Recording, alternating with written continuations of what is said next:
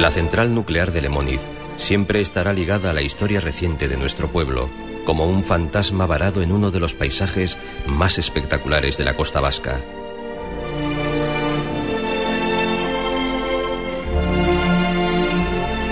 Una historia que ha quedado grabada a fuego en la memoria de todos los vascos. En los primeros años de la década de los 70, comienzan las obras con el llenado de la cala de Basordas para la instalación de 2 reactores nucleares. Los trabajos se inician a falta de algunos de los permisos de obras. En la construcción de este monumento energético se emplean 1000 toneladas de hierro y 200.000 metros cúbicos de hormigón armado. Lemóniz en ese momento, en los años 73-74, pues es una central que ya se está construyendo. Lemóniz pertenece a un grupo de 7, Lemóniz 1 y 2, Ascó 1 y 2, Almaraz 1 y 2 y Cofrentes, que son, bueno, lo que entonces llamábamos una segunda generación, que estaban todas en construcción. Algunas no tenían la autorización de construcción, pero bueno, el caso es que desde el punto de vista del proyecto estaban avanzadas, y claro, avanzadas, es decir, que nadie en esos años, 73-74, consideraba que fuera posible frenar las centrales que ya estaban avanzadas, que estaban en construcción. Esta central nuclear comenzó a construirse en 1972, 2 años antes de que fuera autorizada. Yo recuerdo, estando en Vizcaya, trabajando con mi empresa, que en marzo de 1974 recibió la autorización de construcción, pero desde luego se estaba construyendo. Ya se había iniciado la construcción y las ingenierías iban muy avanzadas y mi propia empresa pues ya había negociado y había contratado suministros de material electrónico, que era lo que llevo, el asunto mío, ¿no? La verdad es que eso era corriente y normal, es decir, que las empresas, una vez que tenían el primer visto bueno, nunca han sido, la verdad yo diría que tampoco ahora, pero nunca han sido muy escrupulosas con la tramitación administrativa. Han considerado que las primeras autorizaciones o bendiciones son suficientes y que entonces ya el proyecto se convierte en irreversible, ¿no? Lo de los hechos consumados es una costumbre empresarial muy acentuada. Está situada a 15 kilómetros del Gran Bilbao y consta de 2 reactores de 930 megavatios cada uno, el primero de los cuales entrará en funcionamiento a finales de 1977. Yo vi ya la cala de Basordas encementada y cerrada, que está, como sabéis, como una presa, visto desde fuera es como, en fin, se cerró totalmente, entonces yo ya la he conocido así. No he conocido, salvo por fotos, la playa de Basordas, ¿no? El afán energético es el eje de la política del franquismo tras los duros años de la posguerra. En la década de los 50 la propaganda del dictador se hace eco de las inauguraciones de sus pantanos. A finales de los 60, el Estado franquista aprueba el primer plan energético nacional y opta por entrar en la era nuclear. La primera será la central de Zorita, en la provincia de Guadalajara, a la que seguirán Vandellós, en Castellón, y la central de Santa María de Garoña, en Burgos, en el límite con Álava, a escasos kilómetros de Vitoria-Gasteiz. Para el régimen de Franco, el desarrollo energético del país contempla 41 centrales nucleares. Curiosamente, una de ellas en pleno coto de Doñana. Para Euskal Herria se plantean 4 proyectos situados en Lemóniz, Deva, Ea Ispáster y Tudela. Lo que caracterizaba aquella situación fue la crisis energética del petróleo, que coincidió con todo esto, porque fue octubre de 1973. Entonces, eso tenía un doble filo. Por una parte, si el petróleo escaseaba, la energía nuclear se consideraba en su momento, que era la hora histórica de la energía nuclear. El modelo energético era distinto y entonces estaba de alguna manera dirigido por el gobierno, por decirlo de alguna forma, y entonces realmente en aquellos momentos la demanda de electricidad en este país no se correspondía con las previsiones que se habían hecho. Y por otra parte, como la crisis hizo caer todos los índices de consumo, es decir, que hubo crisis económica vinculada con la crisis energética, pues las necesidades de energía decayeron grandemente. Entonces ya no eran necesarios tampoco tantos proyectos energéticos y tampoco los nucleares. No hacía falta esa energía eléctrica en el sistema. Ahora nos habría venido muy bien el haber seguido con aquel plan de construcción de centrales nucleares. El tipo de central es de las llamadas de agua ligera, con diseño americano y patente Westinghouse. La misma empresa pretende instalar 2 centrales más en la costa vasca, una en Deva y la otra en Ea Ispáster, ambas a menos de 50 kilómetros de Lemóniz. Pues la verdad es que nosotros no nos enteramos de Lemóniz. Nosotros lo que vemos es que Iberdrola quiere hacer una central nuclear justamente aquí detrás, en la punta Entata, y se hace una movida pues político, antes se llamaba ecologista, en fin, hay una movida en política muy extraña, porque bajo el franquismo no se podía hacer grandes cosas, y en torno a San Sebastián y en torno a Deva se forman unos grupos de personas que nos hacemos, digamos, propaganda, en fin, nos activamos. Me llegó la Gaceta del Norte ese día, es que lo conservo, sé que es el 19 de diciembre, y en la última página, en la contraportada, había un reportaje de José María Portel explicando qué pasaba por primera vez, explicando la inquietud pública de distintos pueblos en el País Vasco y Navarra con respecto a esos proyectos. Y yo que trabajaba en eso, pues para mí fue el choque, ¿no? Fue como una iluminación o como una epifanía, como, en fin, como la historia recoge en muchos casos. Quiero decir que yo se lo fui rumiando en los siguientes días y justo al final, vamos, en esa Navidad del 73, cuando además me encontré con un proyecto nuclear que iba para mi pueblo, me pareció que mi opción ya debía de estar clara y que era el momento de abandonar la tecnología nuclear. Nosotros tuvimos éxito, es decir, hacia el año 73 ese proyecto se para en la zona guipuzcoana, y yo sinceramente no me entero nada de que existían en Lemoniz paralelamente, porque no había conexión, que yo sepa, entre los grupos que se movían en Vizcaya y los grupos que nos movíamos en Guipúzcoa.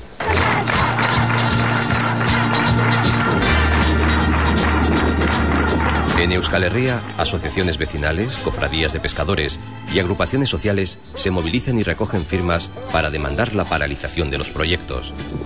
Durante estos años, sin partidos políticos legalizados aún, solo los vecinos tienen la validez legal para denunciar cualquier tipo de irregularidad. De todo ese conglomerado social surge la Comisión de Defensa de una Costa Vasca no nuclear, movimiento que encabeza la lucha contra Lemoniz y que se consolida en mayo de 1976. Había mucha esperanza de que todo fuera muy diferente y bueno, pues Lemoniz se iba dirigiendo en una especie de objetivo palpable, físico, digamos, se hacía un hito del tema, ¿no? El anagrama de la Comisión de Defensa de una Costa Vasca no nuclear, diseñado por el escultor Eduardo Chillida, preside todas las movilizaciones.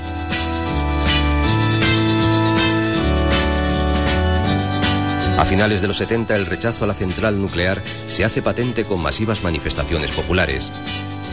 La primera es la del verano del 76 y congrega a más de 50.000 personas en una gran marcha entre Plentzia y Gorliz. Creo que fue la primera gran manifestación o marcha que se logró que fuera legalizada. Porque todavía no estaba ni la Ikurriña legalizada en el 76. La consigna era acercarse a Lemoniz, entonces pues cada uno ya, cuando ya no podía llegar más adelante, no se podía avanzar más, pues se hacían las concentraciones donde se llegaba. La sorpresa fue que acudió mucha gente de muchas formas de pensar y con un espíritu unitario y de hacer frente a eso, que fue la primera gran sorpresa que se llevaron las propias empresas eléctricas y las propias diputaciones que apoyaban ese proyecto, ¿no? Un año después, y según la prensa de la época, las calles de Bilbao acogen la mayor manifestación registrada tras la posguerra en Euskal Herria. Más de 150.000 personas piden la paralización de la central de Lemoniz.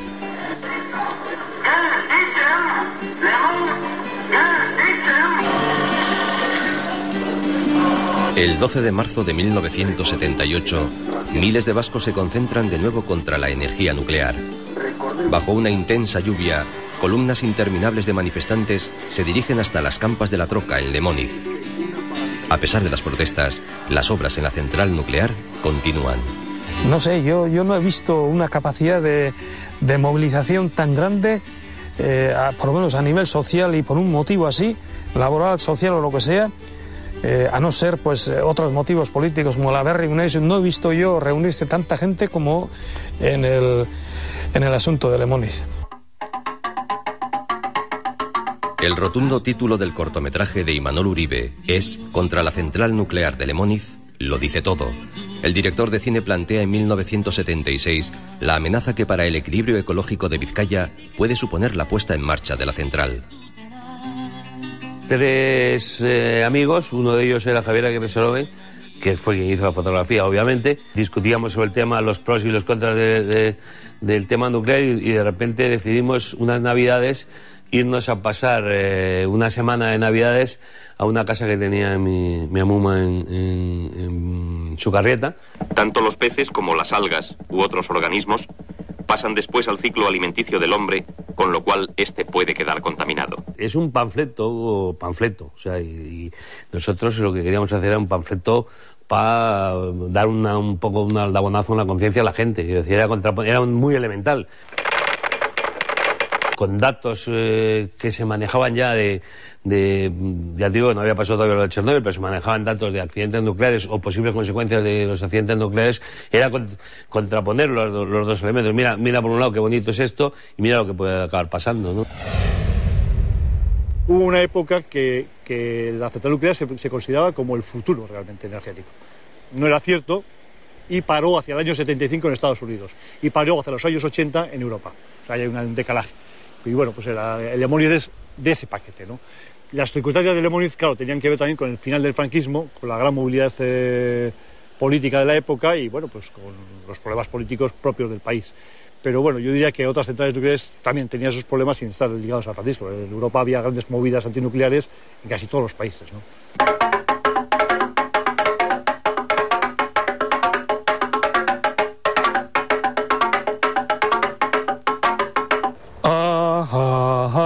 Ai Lemoizko zentrala, horixe bai badala, ifernuko magala,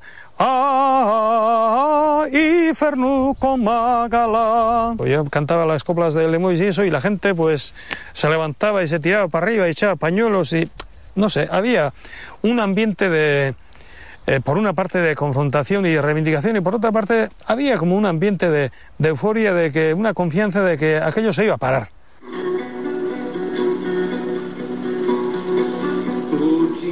Las marchas populares hacia Lemoniz y los festivales contra la central salpican toda la geografía vasca.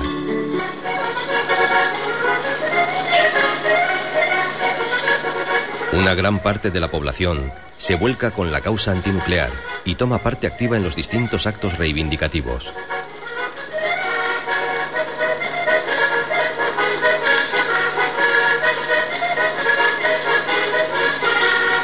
Hicimos lo que hubo que hacer, yo creo, es decir, trabajar mucho, ingeniárnosla, sacar tiempo, sacar dinero, en fin, todo con nuestros recursos y teniendo muy en cuenta que se nos vigilaba muy de cerca y que además era muy difícil expresarse en la prensa.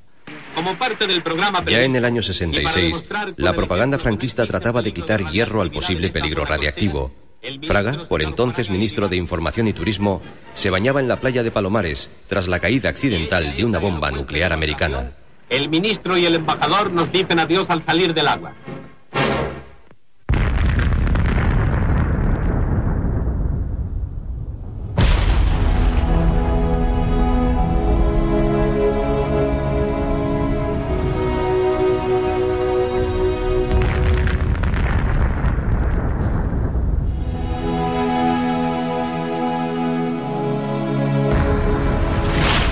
El miedo a la energía nuclear venía precedido por las experiencias militares anteriores. El 6 de agosto de 1945, el ejército americano lanzaba la primera bomba atómica sobre Hiroshima.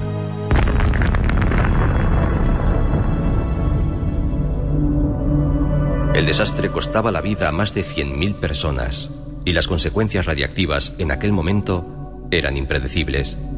3 días más tarde se repetía la escena en Nagasaki. Comenzaba así la era atómica y por tanto la carrera armamentística de los países líderes de aquella época. Las armas nucleares se empiezan a utilizar como política disuasoria. La amenaza nuclear era la principal arma de la Guerra Fría. El primer prototipo de reactor nuclear se crea en 1942 en los bajos de la Universidad de Chicago. En la prueba inicial los propios científicos no sabían si iban a salir con vida de aquel experimento. 14 años después, la central nuclear de Calder Hall, en el Reino Unido, será la primera de la historia que genere electricidad para uso civil. Surge un nuevo tipo de producción energética que pronto adquieren la mayoría de los países occidentales.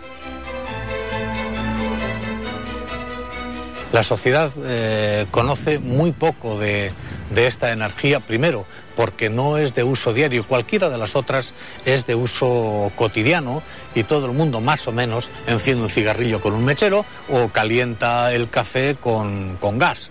Entonces ese tipo de formas de energía son bien conocidas, la población las tiene muy asumidas y si bien hay riesgos, porque explosiones de botellas de butano y explosiones de conducciones de gas se producen, bueno, la gente tiene asumido, la población tiene asumido que existe un riesgo y consideran admisible ese riesgo. En una central nuclear, el calor necesario para calentar el agua y obtener vapor se produce por una reacción llamada fisión, que consiste en dividir los átomos de un material llamado uranio dentro de lo que se conoce como reactor.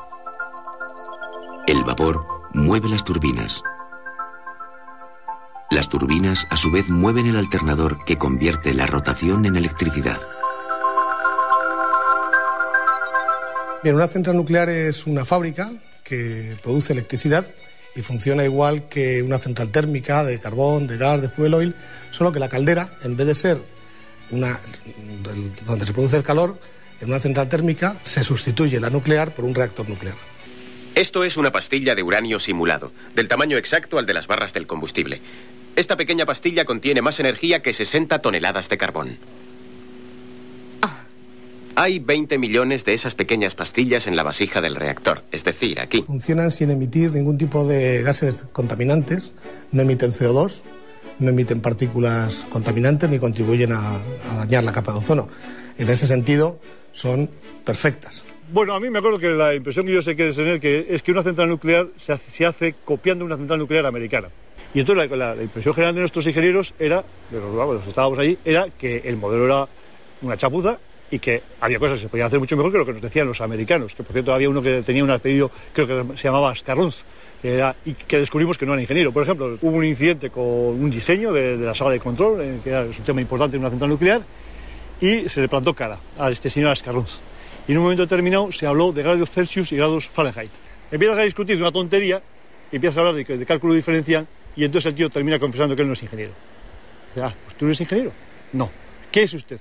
Era lo que llamaríamos aquí un profesional, desde un FP2, que en Estados Unidos pueden llegar a llamarse ingenieros, pero que no tiene que ver con la ingeniería de aquí. El proceso es este. Cuando el núcleo se pone en funcionamiento, es decir, cuando se activa, se sacan las barras de control.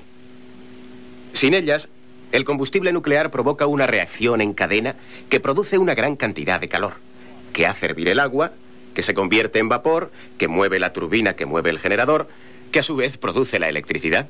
La primera, que arrancó en el año 50 y tantos, la central de Shippingport, tiene ya una experiencia de operación suficientemente larga como para poder decir que los riesgos derivados de la generación nuclear de energía son extraordinariamente reducidos, por ser más preciso y no decir que son prácticamente nulos. Nadie se ha creído que fueran seguras, nadie se ha creído que, por lo menos tan seguras como se decía o como decía la propaganda, y luego realmente los accidentes que ha habido, pues algunos han sido elementales.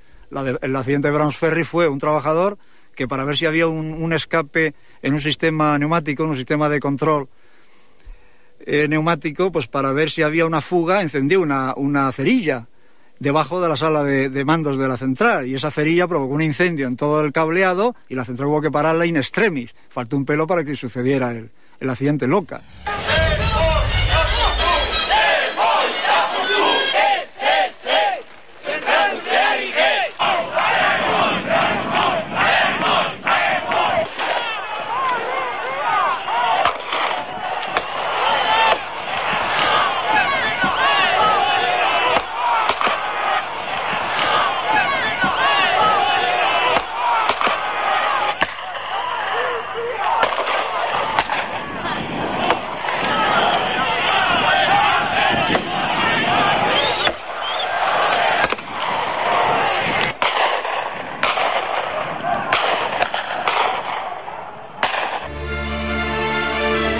La central nuclear de Lemoniz es una incómoda herencia para la democracia. Esta es precisamente una de las primeras cuestiones a las que tendrá que hacer frente el Consejo General Vasco. Labor que acomete también el primer Parlamento vasco en su comisión especial de encuesta sobre la central nuclear de Lemoniz. Las fuerzas políticas, recién legalizadas, muestran posturas encontradas en torno a este controvertido asunto. ¿Central nuclear y qué? El pueblo, el único que tiene derecho a juzgar, ha emitido ya su fallo.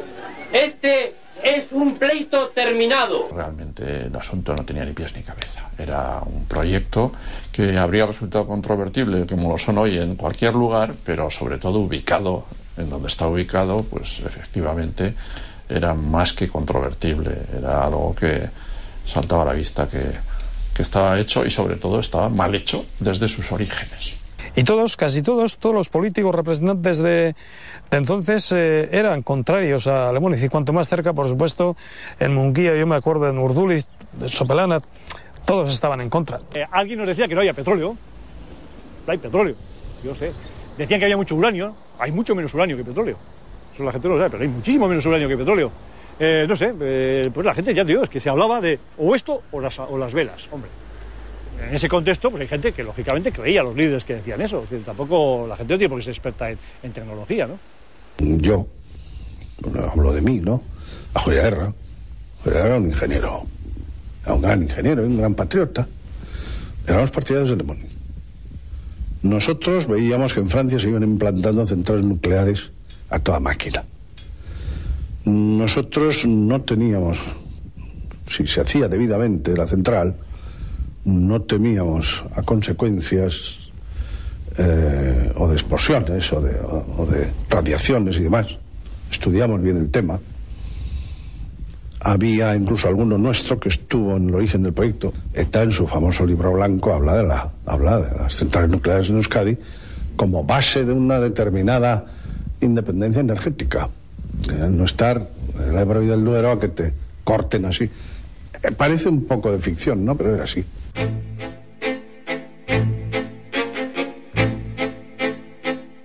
En 1977, ETA actúa por primera vez en la central nuclear de Lemoniz. Aquella mañana del 18 de diciembre, un comando lleva a cabo un asalto contra el puesto de la Guardia Civil, abre fuego y lanza varias granadas. Una pareja de la Benemérita repele la agresión y alcanza a uno de los asaltantes.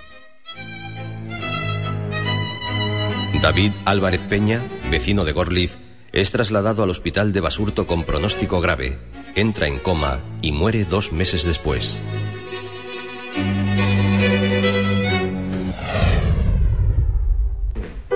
La artista bilbaína Marisa González es la única persona ajena al proceso de desmantelación de la central que ha podido entrar en Lemoniz. Las imágenes recogidas en el interior del gigante nuclear son un trabajo testimonial único. No podía ni hacer fotos. Yo primero quería explorar el espacio, pero claro, seguía retratando, tengo que hacer más, tengo que volver, más cámaras. O sea, era una ambición tal por querer captar, por querer registrar ese gran monumento, porque en el fondo era un monumento a la industria y al ser humano que tiene la capacidad que tiene de construir esas grandes moles infranqueables. Fijaros la escala de la tapia. Esto es una farola de esas de carretera, de autopista, como por escala la altura de ese gran muro. Yo, para mí, no era solo una nuclear, era todo un mundo industrial, un mundo del ser humano, de la omnipotencia del ser humano. Yo soy más fuerte, o sea, puedo yo con la naturaleza y puedo. Y claro, estaba hecha a pruebas de terrorismo, a pruebas de catástrofes nucleares. Los muros de seguridad, los muros del reactor, eran de un grosor 10 veces superior a lo que tendría que ser. Allí nunca entró el uranio, eso es cierto que nunca llegó a entrar el uranio. La central estaba preparada para simplemente levantar el botón, preparada, en perfecto funcionamiento. Se había probado un sinfín de veces, preparada a que en el momento que entrara el uranio, entraba en marcha.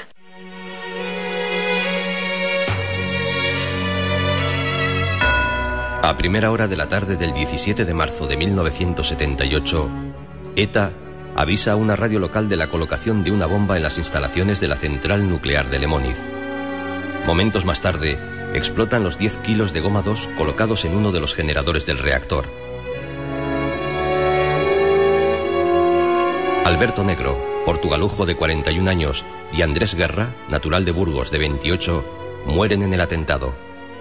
14 de sus compañeros resultan heridos. Este es el primer atentado de ETA con víctimas mortales en el recinto de la central.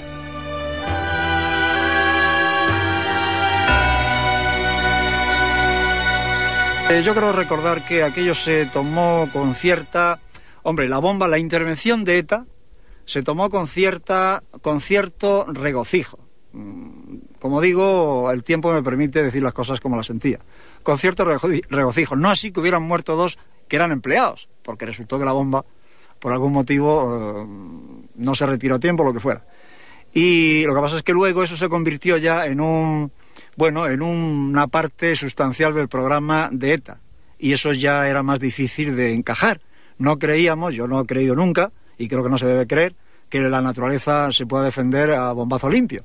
Y entonces aquello no era parte del movimiento, era parte del movimiento político, nacionalista, de un grupo que ponía bombas por otros motivos en otros sitios, pero aquello ya no pertenece al tronco común de la lucha antinuclear, es otra cosa. Tu capacidad dialéctica y tu capacidad de convicción queda mermada cuando aparece un señor que mata gente, ¿no? Supuestamente defendiendo la misma causa que tú. Eso evidentemente afectaba antes y afecta ahora. Cualquier conflicto donde aparecen muertos cambia su percepción social y su percepción ideológica, ¿no?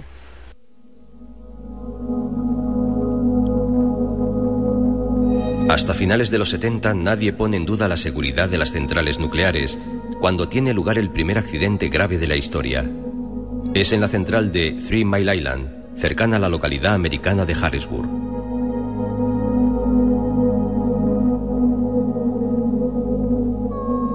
Bueno, en marzo de 1978 sucedió el accidente de Harrisburg, efectivamente, que fue el primer gran accidente preocupante. Había habido otros, yo recuerdo uno del año 75, de las centrales de Browns Ferry, que también por una tontería de un error de un trabajador, pues hubo que hubo que apagarlas.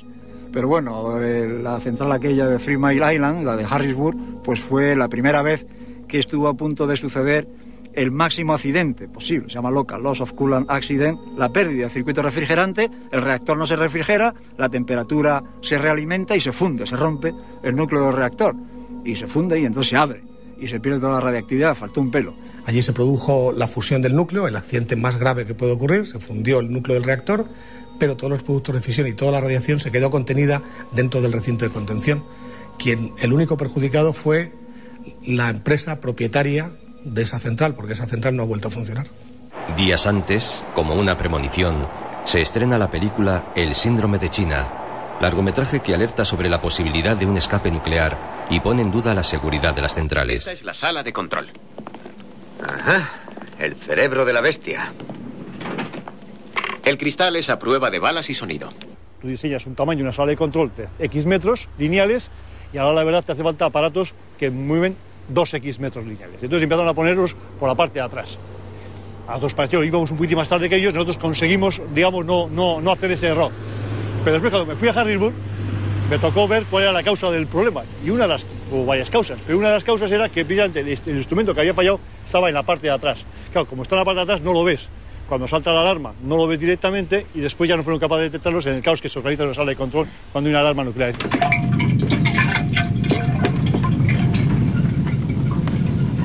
¿Qué es eso? Parece un termómetro.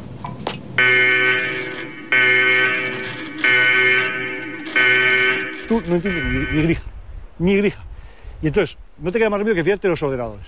Claro, hay que fiarse de los ordenadores. Entonces ellos decían, 3 ordenadores, o sea, ¿cómo reaccionaremos? Poniendo 3 ordenadores en paralelo, 2 mandan, o sea, 2 contra 1 mandan, y lo que digan ellos, adelante. Claro, eso con miles de vidas posibles detrás, no hay quien lo asuma. Filosóficamente no hay quien lo asuma. Peligro, alto riesgo, alto. Entonces la sensación todo el tiempo de que podía pasar, de que estaba previsto que podía pasar. Esa sensación era muy angustiosa por otro lado. Alinead las válvulas para que la turbina entre en el engranaje. Que apague alguien esa maldita alarma. Gracias. No sé cómo esperan que se puedan dar órdenes con ese escándalo. De hecho, en un informe de Carter, que se hizo sobre el tema nuclear, a consecuencia de este informe, se llegó todavía más allí. Era tan evidente que un operador no puede responder ante una central nuclear que propusieron, no se aprobó, pero fijaros qué cosa más significativa. Se propuso recrear la figura de una orden religiosa, o sea, unas personas dedicadas en cuerpo y alma a la energía nuclear, de los que salieran los responsables de la operatividad de esas centrales nucleares. Gente que no tuviera niños, ni mujeres, ni nada, porque su vida tiene que estar dedicada a controlar el monstruo. Porque como vayas tú mal dormido, con regla, con un poco de fiebre, encabronado, y de repente a las 4 de la madrugada, porque estas cosas siempre pasan a las 4 de la madrugada, empieza a hacer algo, eres incapaz de seguir. Un fallo en el sistema de refrigeración del reactor, debido a un error técnico o humano, produciría la expulsión al exterior de la radioactividad contenida.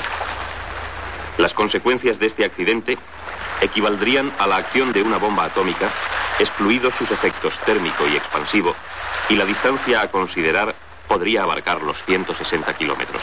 En las discusiones con ingenieros y con científicos pronucleares, cuando se hablaba del máximo accidente posible, y se citaba el accidente Loca, claro, ellos decían, pero esto no pasa nunca, pues claro, la probabilidad es remotísima. Nosotros decíamos, bueno, pues eso de remoto habría que verlo. Cuando sucedió lo de Harrisburg, vimos que la idea de remoto o de extremadamente improbable, pues es muy relativa. Ya nos había pasado lo de Harrisburg, faltó un pelo para que sucediera ese accidente tan remoto, que estaba previsto que fuera tan remoto. Y luego con Chernobyl sucedió lo que iba a ser casi imposible, pero sucedió. Estas trágicas imágenes dan la vuelta al mundo en abril de 1986. Tras una enorme explosión, uno de los reactores de la central nuclear de Chernóbil queda al aire. Inmediatamente la nube radiactiva liberada se extiende en un primer momento por todo el norte de Europa y en los días posteriores por todo el planeta. En aquel nefasto escape radiactivo mueren directamente más de 30 trabajadores de la central. Las autoridades soviéticas de la época trasladan forzosamente a 135.000 personas evacuadas en un radio de 1.600 kilómetros. Bueno, el accidente de Chernóbil, el desgraciado accidente de Chernóbil, se produjo en parte por aspectos tecnológicos. Esas centrales no tienen recinto de contención, y en parte por el modelo socioeconómico que en aquel momento había en la Unión Soviética. ¿Que Chernóbil es otro tipo de tecnología? Bueno, pues mira, como la diferencia que puede hacer entre un Volvo y un Volkswagen. Sí, son coches diferentes, pero todos funcionan con los mismos principios. Y sobre todo, todos son suficientemente complejos porque como la mente humana no pueda estar segura de que nos va a controlar. En Chernóbil se estaba realizando una prueba que no se debía realizar en contra de la opinión de los técnicos. Y la prueba se llevó a cabo y dio lugar al desgraciado accidente. Nunca en la humanidad ha tenido posibilidad de hacer tanto daño con un accidente. Eso es lo que no se termina de entender por los defensores de la energía nuclear, que no es un accidente, es una cosa de otra naturaleza. Y eso, claro, eso ya es filosofía, ya no es tecnología. Se puede asumir esos costes enormes por una supuesta tecnología que al final, como se ve, pues hombre, es necesaria. Es una de las muchas que hay. Tras un año de manifestaciones contra Lemoniz, Tudela es elegida para celebrar una nueva concentración, coincidiendo con el Día Internacional de Acción contra la Energía Nuclear. Los comités ecologistas de Euskal Herria organizan actos reivindicativos para todo un fin de semana. El 2 y 3 de junio de 1979, miles de personas viajan hasta la capital de la Ribera Navarra para disfrutar de la fiesta. Una fiesta que se tornó en desgracia en cuestión de minutos. En los tejados de las casas empezamos a ver policía y luego en la vía, todo a lo largo de la vía, un número de policías que no habíamos visto en Tudela antes, pero a la vez estaban con un megáfono desde la vía, creo recordar, los policías, diciendo que daban 5 minutos para disolverse. Bueno, apenas lo acabaron de decir, empezaron disparos, pelotas, y no sabíamos lo que pasaba. Se nos estaba cerrando una salida, algo que no estaba pasando nada, era una fiesta. A mí realmente me recordaba lo que había pasado hacía un año en San Fermines de Pamplona. Se olía algo, parecía que iba a pasar algo. El 8 de julio de 1978, las fuerzas de seguridad entraban en la plaza de toros de Pamplona en plenas fiestas de San Fermín. En los disturbios resultaba muerto Germán Rodríguez. A la plaza, disparar todas las mujeres y mirar con todas las energías. Y lo más fuerte que podáis, no os importa matar. Adelante, por favor. Que nos está yendo. Esto es presidente de la puta que está aquí. Agradecemos como los procedimientos que se adelante, y lo mismo y Pero yo, desgraciado o afortunadamente, las circunstancias hicieron que yo estuviera dando el meeting sobre el tema de la visita de Harrisburg precisamente en el momento en que la Guardia Civil ordena el desalojo de una especie de plaza donde había un kiosco y una plaza delante donde estaban las varias piñas de personas, y bueno, de repente la Guardia Civil ordena el desalojo. Pegaban a todo el mundo, las señoras mayores, los críos que pasaban, todo, era una situación dantesca. Y en ese momento, justamente en ese momento, oímos un ruido seco que te estremecía porque te dabas cuenta que no era el de un pelotazo, no era un ruido de los que estaba viendo, algo grave había pasado. Y instantáneamente recibí una llamada del inspector que estaba hablando con nosotros y lo vimos salir hacia el puente del Ebro. Algunos empezaron a correr, otros empezaron a chillar, otros a gritar. Entonces aquí le vimos a Gladys tendida, ¿no? Gladys del Estal, de 23 años, muere por el disparo a bocajarro de un guardia civil. La joven donostiarra pertenece a los comités antinucleares de Euskadi.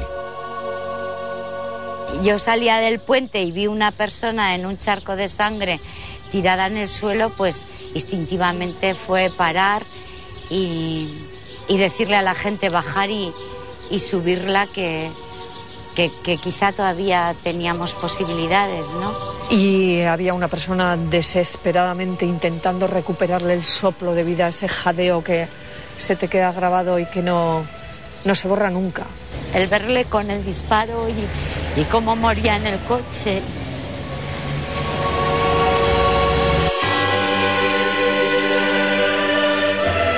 Las protestas por la muerte de Gladys son masivas en toda Euskal Herria.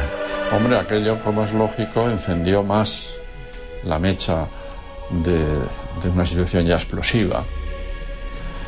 Y naturalmente nos indignó porque se correspondía con métodos de actuación policial propios de una época como la que estábamos dejando atrás de la dictadura, ¿no?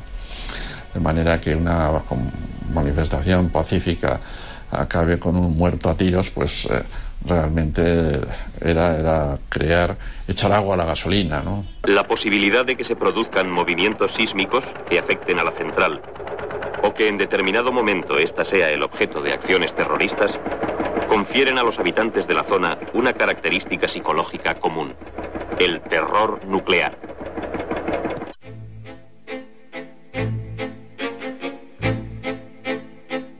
Un nuevo atentado altera la jornada laboral en Lemóniz el 13 de junio de 1979. A primeras horas de la tarde estalla un artefacto en la zona de turbinas. Es el segundo atentado de ETA en las instalaciones de la central nuclear. 2 llamadas de teléfono avisan de la colocación de un explosivo que alcanza de lleno a Ángel Baños Espada. El trabajador fallece en el acto. La explosión de artefactos y las incursiones de comandos etarras en la central nuclear generan una situación de incertidumbre entre los trabajadores. Se refuerzan las medidas de seguridad en torno a las instalaciones. La central se convierte en un verdadero fortín. Las alambradas, puestos de vigilancia y cámaras de seguridad controlan todos los movimientos. Los montes de alrededor estaban llenos de casetas con miras y objetivos de puestos de control. Y había un cuartel de la Guardia Civil también, que ahí no pude entrar.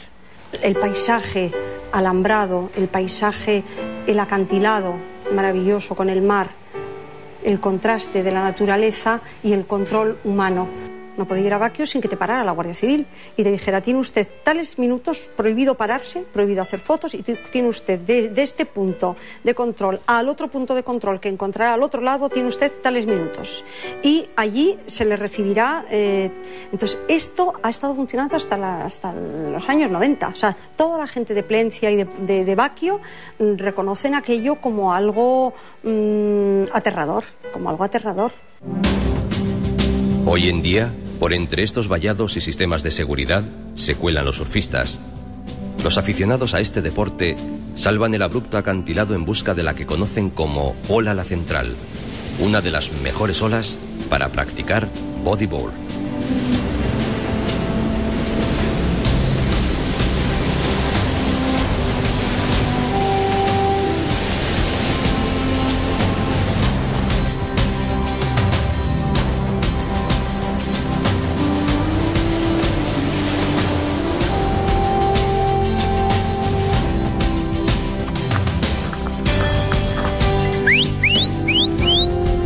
vecinos de los caseríos cercanos a la central, junto con los del puerto de Arminza, han visto crecer al gigante nuclear al lado de sus casas.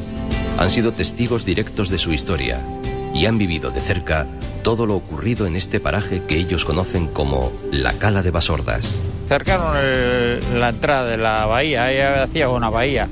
El muelle, pues ahora, como este muelle cerrado, esto no entra el agua para adentro. Pues una playa preciosa, que venía mucha gente. Una playa muy grande, ¿no? Grande, no, pero buena playa, se pescaba mucho. Nécora, ahí bajaba, siempre cogían, la gente era... Que ha habido langosta, congrio, cabracho, gibión, de todo. Ahora no hay la cuarta parte de antes. Yo no sé si era bueno, yo no había estudiado para esas cosas, si era bueno o era malo, cuando estaban haciendo... No, ¿qué no van a decir? Al pueblo no le dijeron nada, le tuvieron engañado, hombre. No dijeron nada. Aquí callando al principio, hasta comprar los terrenos callando al andar, que no tiene peligro y... No, ¿qué vamos a saber? Nosotros estamos ignorantes de todo, hombre. Que no se sabía nada, no te decía, ¿qué te van a venir? ¿Te van a venir diciendo que te va a haber un atentado? Que no ha habido... Claro que tuvimos miedo. Iba eso que decía que hasta el uranio también ahí decía. No vas a tener miedo, que eso era para matar a todos. Miedo teníamos aquí con la Guardia Civil. Que yo que andaba por los montes, te encontrabas en cualquier sitio 3 o 4 guardias civiles en el monte, escondidos. Y al final teníamos miedo por eso, porque estaban siempre con la arma puesta ahí en su punto y joder. Que no queríamos, ni nosotros ni nadie. Manifestaciones y lo que sea, a base de lucha. Bueno, aquí no se ha hecho mucha lucha, pero no queríamos. Hasta que un día me enfrenté con ellos. Les dije, si tienen alguna duda sobre mí, que vengan a registrar la casa o lo que sea, que no puedo andar yo a punta del cañón. Todos los días que salgo, todas las veces que salgo y entro. Antes han dicho que no hacen, ahora dicen que van a hacer otra cosa, pues no sé. El establecimiento de una central nuclear presupone un cambio radical en la agricultura, la pesca o el turismo del entorno. Aunque aparentemente no se llegue a una contaminación física, caso poco probable, bastará con la contaminación psicológica que los consumidores tengan de esos productos. En general la gente, cuanto más cerca, más preocupada, como es obvio, ¿no? Hay una cosa muy simple. Los seguros no admiten seguros de responsabilidad civil frente a una central nuclear. Por algo se da, ¿no? Entonces, claro, si tú vives al lado de alguien que no tiene seguros para responder frente a tus daños, quiere decir que algo pasa. Pues en torno a los emplazamientos actuales de las centrales nucleares, la población está bastante de acuerdo con las centrales existentes. Entonces yo creo que si se hacen nuevas centrales, que se harán en España, se harán en los emplazamientos actualmente existentes. Donde ya hay una central nuclear, se construirá otra. Una central nuclear, per se, yo creo que eso ya ni siquiera los ingenieros más fieles lo dicen y lo sostienen. Una central nuclear per se no es segura, per se es insegura. En aquella época se decía que la energía nuclear no había matado a nadie. Había un anuncio de Iberdrola que decía que por 10 millones de pesetas pagaba 10 millones de pesetas a quien encontrara un solo muerto atribuible a la energía nuclear. Te juro que he estado buscando el anuncio para presentar la demanda, porque claro, después de Chernobyl me dirían que eso era antes de... Pero bueno, ahí está, ¿no? En aquellos años, el símbolo antinuclear estaba en todos los rincones. Creado en 1975 por los movimientos antinucleares daneses, se popularizó en Euskal Herria en la década de los 80. ¿Quién no recuerda el sonriente sol pegado en coches, carpetas escolares o en la mismísima cumbre del Everest en 1980 junto a la Ikurriña?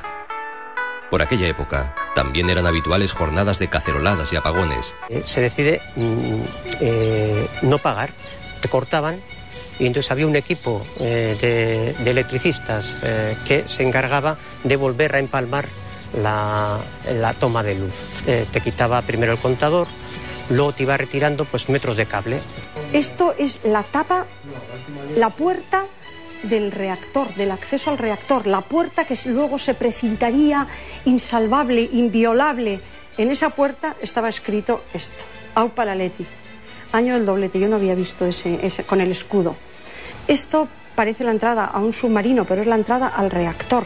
La sala del reactor, donde tenía que haber estado el uranio, no tenía acceso desde el exterior. Para desmantelarlo pusieron una escalera de mecanotubo, pero si no, nada más se podía entrar por dentro con puertas como las de los submarinos, con cámaras intermedias hasta la otra puerta. O sea, dos puertas de acceso con una cámara intermedia para entrar al reactor. Una vez que hubieran terminado de construirse, esa puerta, ese ojo, tenía una puerta interior que se hubiera cerrado y sellado ya de por vida. El tiempo ha decantado la realidad en un determinado sentido. El riesgo realmente no existe. El accidente tampoco existe. Me vas a hablar seguidamente del accidente de Chernóbil, pero no es este nuestro caso. En el mundo que existe alrededor de la tecnología integrada en la central que se iba a construir en Lemóniz, el accidente no existe. Hubo uno en el año 79, el accidente de Harrisburg, y en ese las consecuencias fueron nulas y el reactor sufrió daños muy serios. El reactor llegó parcialmente a fundirse, pero las consecuencias exteriores fueron inexistentes. Su tecnología es tan compleja y guarda una peligrosidad intrínseca tan grande que, claro, no estamos pensando en un estallido de una caldera, de una central de carbón, o en que se fugue el fueloil de no sé qué. Estamos hablando de una catástrofe de tipo radiactivo que puede ser como la de Chernobyl, que es una catástrofe que dura 100 años en que se evalúe, se aclare y se pueda neutralizar, 100 años o más. Yo llegué a la conclusión de que eso era un monstruito construido bajo unos principios que nadie conocía, con un desarrollo controlado por unas personas de un nivel bajo, y que aquello funcionaría o no funcionaría. Yo diseñé el sistema de vuelo de la central de Lemóniz, y estaban por ahí, he visto mis planos después cuando estaba en Lemóniz y digo, oye, este es mío, porque eran incapaces de diseñarlo los que habían contratado el diseño. Y entonces Sener tuvo que rediseñarlo, y cuando dijo Sener fue Javier Olaverri, que lo había diseñado, no sabía ni lo que era el bolo. O sea, estas cosas se hacen, por una parte que son súper sofisticadas, súper tal, en la práctica son mucho más pedestres, mucho más propicias al fallo. Todo era medible, había tantos relojes y tantos medidores, tantos oscilómetros, que todo era medible y todo era registrable. Spring rate, effective area, pues ni idea, esto es una maravilla. Esto pesa muchísimo y es una maravilla. Este, por ejemplo, importante, do not destroy this information. Esto, incluso ajeno a la central, este sobre ya rojo de no destruir ya tiene todo el atractivo y todo el interés y misterio de qué contiene este sobre. Para disolverse. Repito, esta manifestación no está autorizada. Tiene permiso para disolverse. Tiene permiso.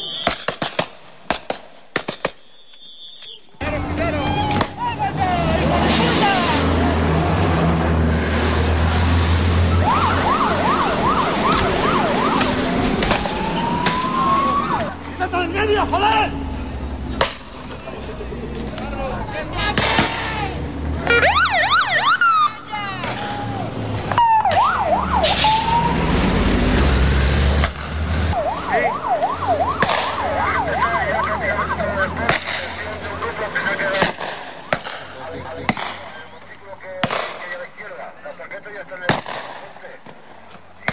$2.000 millones de euros que aproximadamente supuso el despilfarro de Lemóniz, pues es un problema material que al final lo paga el pueblo, por cierto, en los costes que hay que amortizar. Pero las muertes esas son irreversibles, de manera que de toda aquella historia y aquella tragedia, la tragedia fueron las personas que perdieron la vida. 1981 es un año decisivo en la historia de la central de Lemóniz. Ante los rumores de la inminente llegada del uranio y la puesta en marcha del reactor, se intensifican los atentados. De que mi primera visita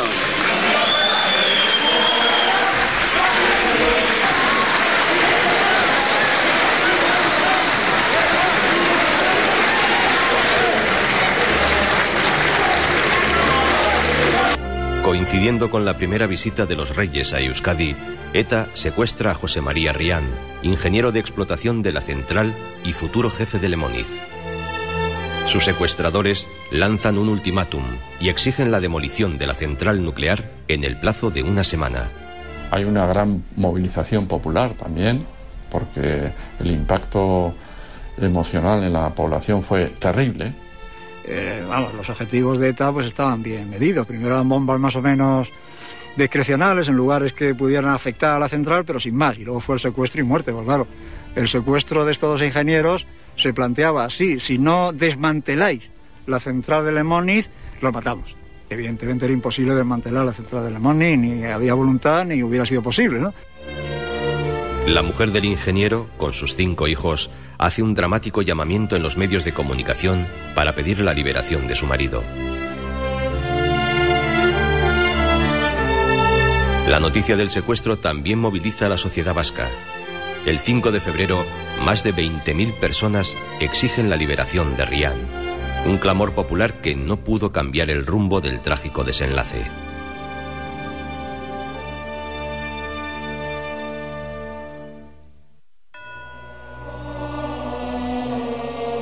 A las 12 menos cuarto de la noche de ayer fue encontrado el cadáver del ingeniero de la central nuclear de Le Moniz, José María Rian Estrada, que había sido secuestrado por ETA militar una semana antes. La organización armada había difundido un comunicado en el que se decía que Rian había sido juzgado por un tribunal popular que le había condenado a muerte. 7 días después del secuestro, ETA cumple su amenaza. Sobre todo el desenlace fue desalentador. Y yo lo que recuerdo sobre todo es a Rian. Ya no le conocía personalmente, ni a él ni a Pascual en su día, pero claro, las manifestaciones, los avances o retrocesos de las tesis de unos y otros, eso son cosas que el viento y el tiempo se lo llevan, pero esas personas podían estar hoy aquí con nosotros vivas, y eso es lo que debiéramos pensar. El ingeniero es el último responsable de las decisiones. Los ingenieros, si en algo se caracterizan, es en que pinchan y cortan muy poco en las empresas. En las empresas mandan los juristas, mandan los economistas y mandan los directivos, pero un ingeniero responsable de una obra, de una instalación o de un departamento, pues la verdad es que no. Aquello fue sencillamente pues para intimidar a los demás ingenieros, de modo que entonces aquello yo, por mi parte, pues lo condené desde que lo supe, y cuando tuve ocasión de hacerlo desde televisión también lo hice, claro, y lo sigo condenando. Tras los funerales, multitudinarias movilizaciones congregan a más de 200.000 personas que literalmente se echan a la calle, y se convoca la primera huelga general en Euskadi contra ETA. Y hubo una macro manifestación en Donosti que parecía que aquello iba a ser el fin de todo y que ETA estaba absolutamente acorralada, etcétera. Y 2 semanas después fue el 23F, con lo cual, o sea, pasó absolutamente lo contrario. El clima crispado se tensa aún más en los posteriores días. Salta la noticia de la muerte de Joseba Arregui a consecuencia de las torturas sufridas en dependencias policiales. Arregui había sido detenido por la policía días antes como presunto miembro de ETA. ¡Quieto todo el mundo!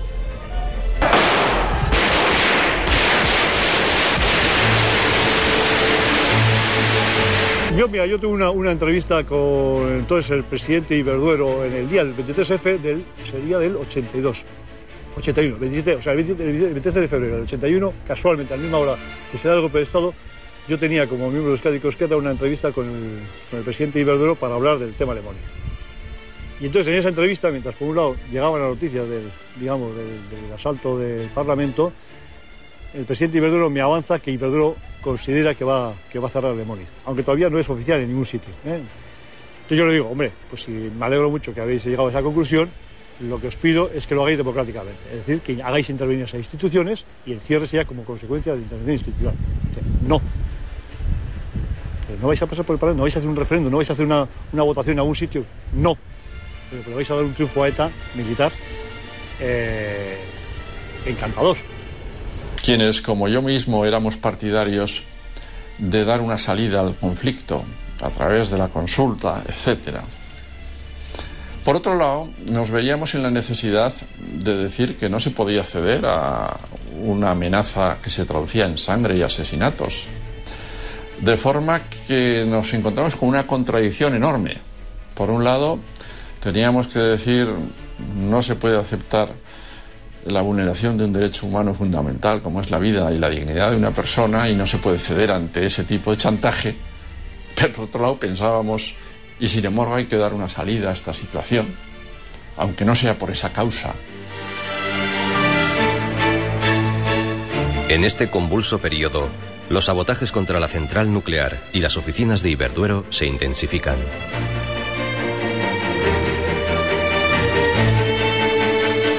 El 17 de marzo de 1981, tras una llamada de ETA, aparece el cadáver de Mario Álvarez Peña. Muere mientras manipula un artefacto. Mario era hermano de David Álvarez Peña, fallecido 2 años antes en un enfrentamiento con la Guardia Civil en la propia central nuclear. En aquel año, si no recuerdo mal, se produjo un promedio de una muerte cada 2 días por atentado. Eso da una idea del dramatismo de la situación.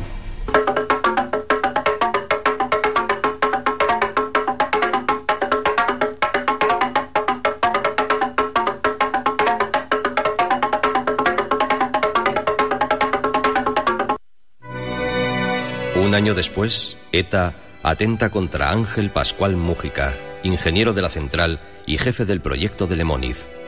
En el tiroteo, Pascual recibe varios balazos y su hijo sufre heridas leves. Esta es la última víctima mortal de ETA vinculada a Lemóniz. Cuando matan a Pascual, al señor Pascual, pues como digo, no muchos días antes había estado hablando con él, tratando de explicarle mi visión del asunto y de la situación. Y bueno, pues yo me sentí como que no había sido capaz de convencerle y que desgraciadamente pues las cosas habían ido por ese camino.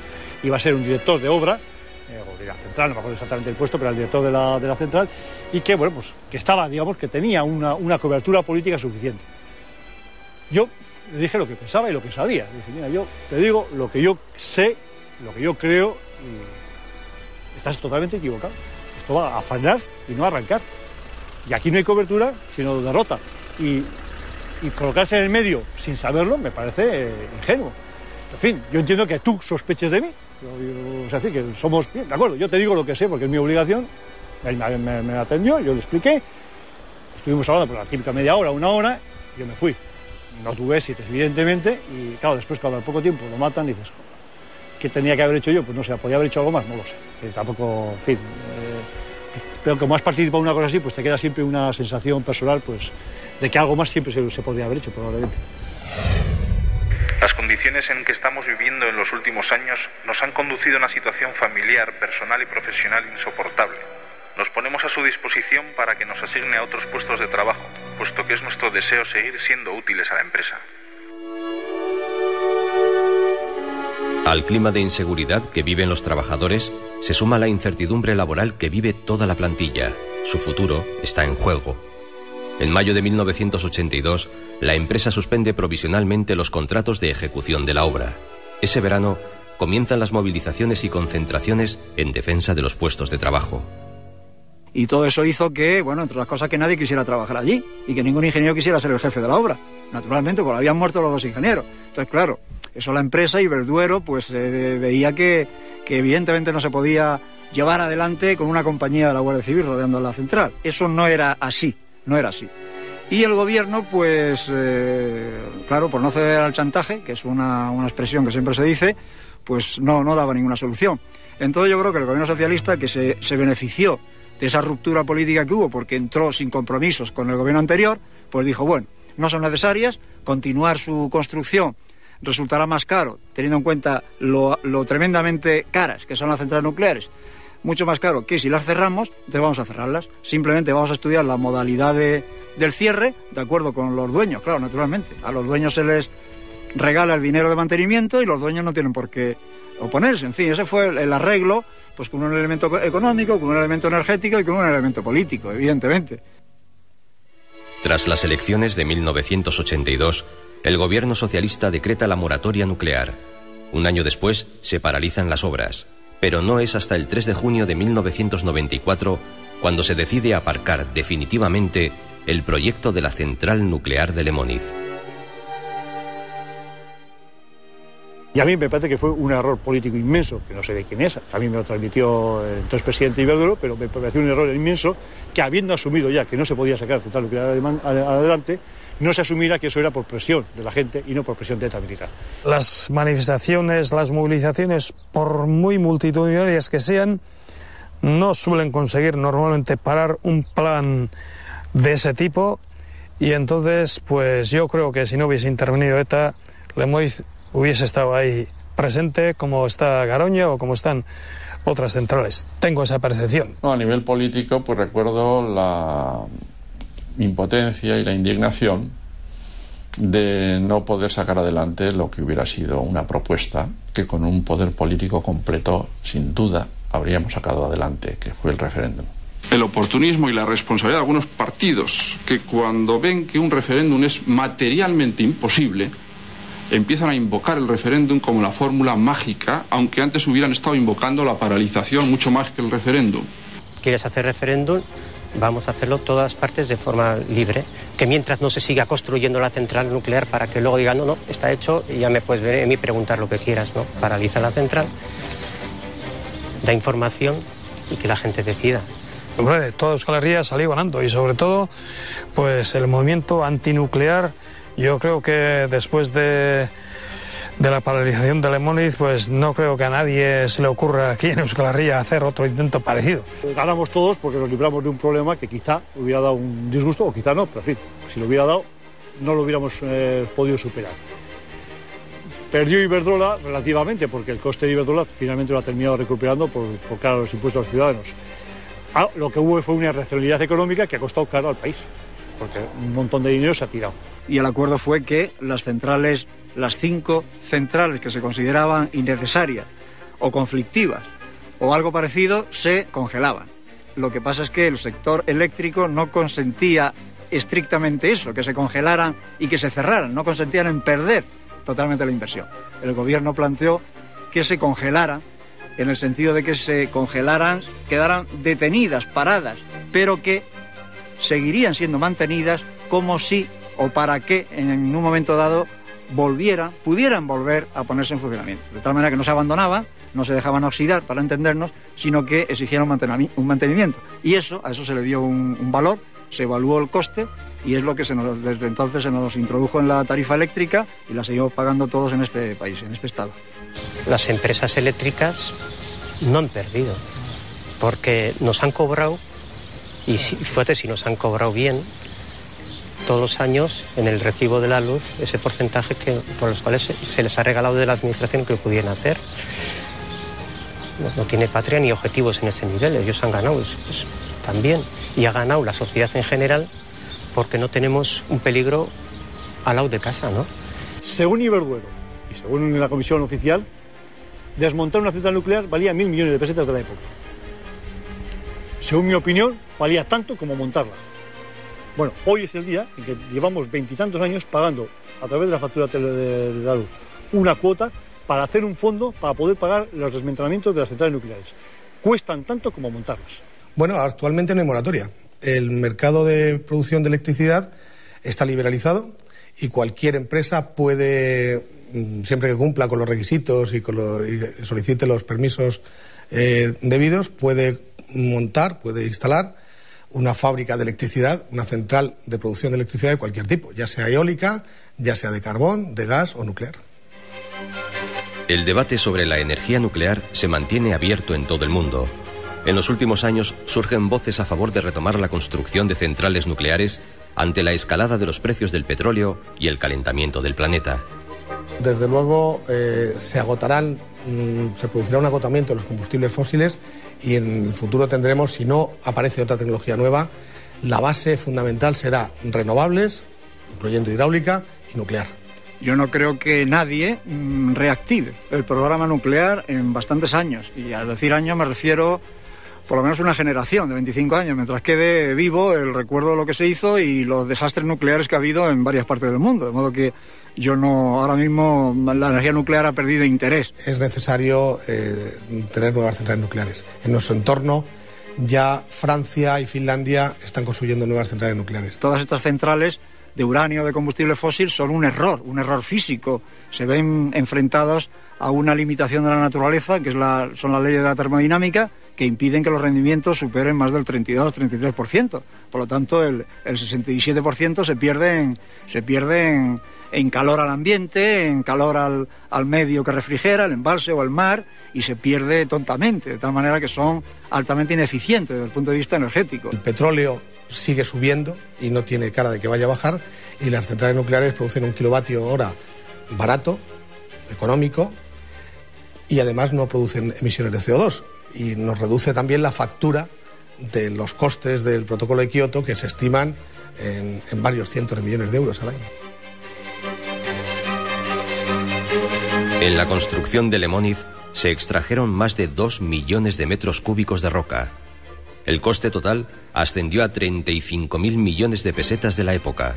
Su cierre supuso un gasto de casi 1 billón de las antiguas pesetas. Muchos han sido los proyectos para reconvertir la central, entre ellos el conocido como Atlántida para crear un parque temático de la ciencia y la tecnología, o su posible reorientación hacia una central eléctrica de gas de ciclo combinado.